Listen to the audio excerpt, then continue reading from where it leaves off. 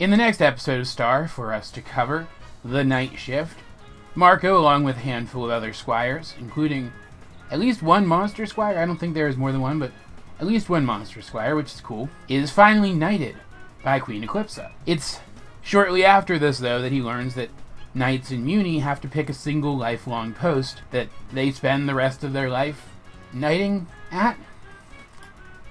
And I'll talk about that in a minute, because I have some logistical issues with that. This, though, sparks Marco to the realization that this isn't something he wanted to do for the rest of his life. He still wants to go home to Earth and live a normal human life, go to college, pursue a career, maybe even multiple careers. He just wants to experience things. He doesn't want to be locked down into a single experience for the rest of his life this early in his life. He tells Star about this, and she's hurt by the sudden realization that her best friend is going to go home. He's not going to be around all the time anymore like he is now. But Marco has pretty firmly decided at this point that knighthood isn't what he wants for his future, which is interesting because it's about this point that he's kidnapped and taken away for, I don't know, it's not really knight hazing, it's more like a celebration party for new knights. I don't know, it was kind of strange. It's one of those things that I don't think really happens in real life, at least not very often. But he's taken to this party with all the other newly knighted squires as well as an existing knight. They've got a dragon. It's pretty cool. There's this other character there who was supposed to help Marco decide on his lifelong post and failed. He's a character who we're supposed to think is maybe the same character as the guidance counselor at Marco's school. It was a joke that didn't really land with me. I didn't get if they were actually trying to world build by having this person here, or if it was just supposed to be funny.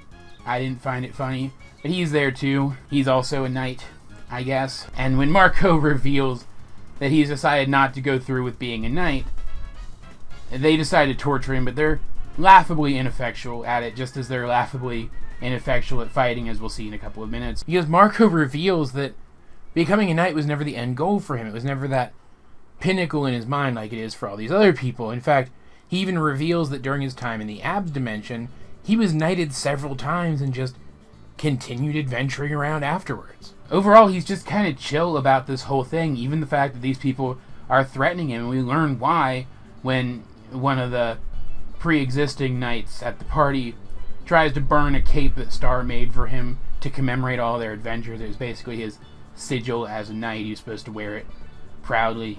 All knights have them, apparently. But when the guy tries to burn it, Marco breaks free of most of his bindings and proceeds to fight off every knight in the room, old or new, with his hands still bound. He then opens the portal for them to the Abs dimension so that they can go there and learn all of the things that he did from all of the experiences that he had for themselves if they want to, because it's not like he holds this as some special advantage that he only wants himself to have. He wants everybody to experience as much as they can for themselves. And at the end, he reaffirms his friendship with Star. He gives her a cape with a sigil with a bunch of images of a bunch of the adventures that he remembers the most. They agree that once he does go back home, because he's not going back immediately or anything, but they do agree that once he does go back home, they will keep in touch and he will visit as much as he can. But he's still going home. He's still gonna live the life that he wants to live. And I get the point of this episode. I get this whole lifelong post thing for new knights is supposed to be analogous to someone letting their life stagnate too young, being locked into a single career path at too young an age and giving up the chance to accumulate more experiences, for lack of a better term. It's something that happens to a lot of people. It's a cautionary tale warning young people not to settle down before they're ready. And I appreciate that. I just wish that there had been some indication up to this point that that's how knighthood worked in Muni. It's like, when they say lifelong post here, the implication is that they mean lifelong. As in, you do this until you die. Like a Walmart greeter. And yet, up to this point in the show, knights just kind of seem to be sent where they were needed. There doesn't even really seem to be all that many, and they seem to tend to hang around the castle most of the time. And yet we're supposed to just accept, out of nowhere, that knights don't get reassigned? They don't have tours of duty where they get to have some time off afterwards, like soldiers in the real world? That they don't ever retire or get, like, given lordships and land or something like actual knights would have? Are we supposed to assume that knight-errants, adventuring knights, aren't a thing in this fantasy world?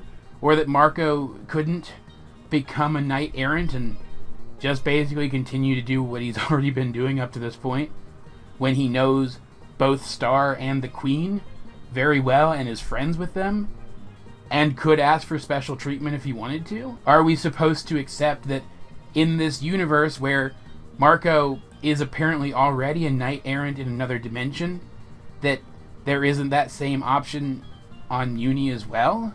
It's already established in this universe that that's a thing, so why is it so different here? And I definitely don't buy that knights can't retire, because they're knighting new knights. Unless Eclipsa is expanding her army for some reason, you don't do that unless the previous generation of knights has started dying off, and there's no indication that that's been happening. It came out of nowhere, and while it works fine for the analogy they're going for, it did take me out of the episode. This is definitely probably a me thing. Most people probably aren't going to have this specific problem with the episode, but it did detract from my personal enjoyment of it, which is why I keep saying that the analogy does work, because I am trying to be as objective as I can here.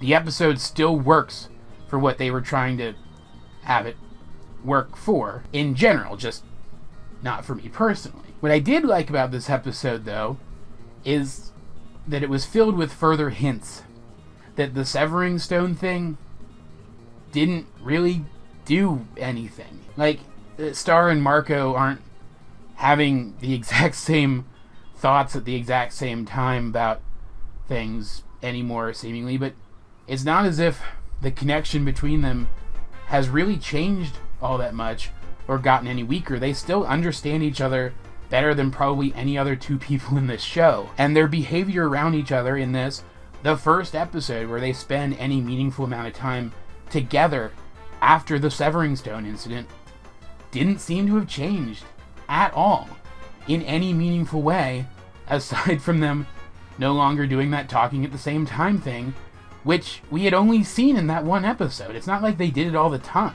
So I did like that in general, as it does hint to where the lore of the story is going, and I liked their interactions just in a general cutesy kind of way. Star and Marco and the way they interact with each other has always been one of the highlights of this show, and this example was no exception to that. It's not as if there isn't any comedy in this episode that I find funny at all. There was a scene with that redheaded squire girl, whose name I don't remember, who was also knighted in this episode alongside Marco.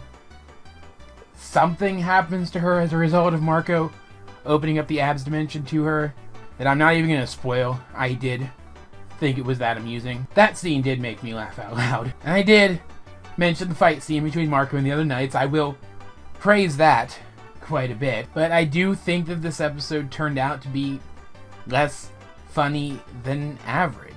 And aside from that fight scene, there wasn't really a lot going on here that really showed off the show's great animation either. This episode, technically speaking, did everything that it needed to do. I do still think it's a little subpar compared to the general average of what this show usually presents. All that said, though, and as per usual, I'd like to know, what do you guys think of the night shift? If you have seen it, let's get a discussion going in the comment section down below or over my Discord, link in the description. But either way, this has been AJ22, and I will talk to you guys later.